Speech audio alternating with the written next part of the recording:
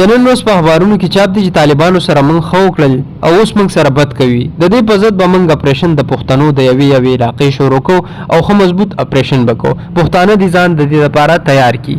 دغه هغه وخت دی چې کوم وخت کې طالبانو سره پیاز حمید ملاقاتونه کوي، ورسره شاه محمود قریشي ولاړ دی، غاړه ورکوي. دنیا د دوی منلو ته تیار نه ده، ځکه هغوی ورته د دهشتګردو د ډاکوانو په نظر ګوري. خو په پاکستان کې د DJSI پیاز حمید نه علاوه د نیټو د سپلای د بندولو لپاره جماعت اسلامي او د PTI کسان هم خپل پوره کردار ادا کوي.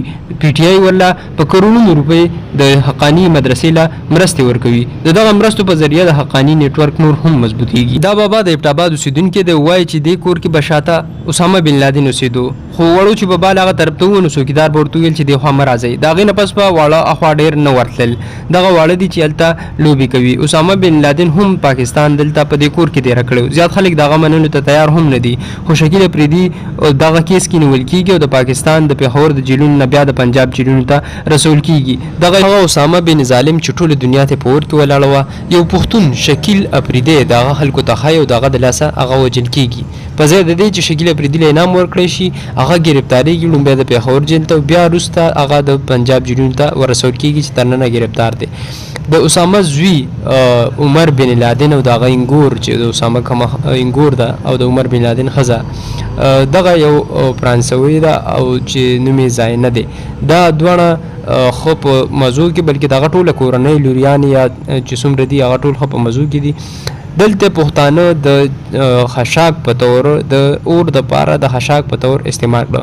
د عربیانو او د امریکای چې کوم جنگ و هغه د پښتنو کور لراړو، تر نن پورې پکې پښتانه غرق او تباه دي او دغه چې څومره کورنۍ ده هغه د انګریزانو سره ښه په آرام او خوشحاله ژوند تېروي. اسامه بن لادن هم خپلې تعلیمي زده کړې په سویډن کې کړې وې او له هم هغه ځایه د انګریزانو سره کینه او بغض پیدا شوی و، کوم چې د دغه 9/11 د قصې نه شروع کېږي.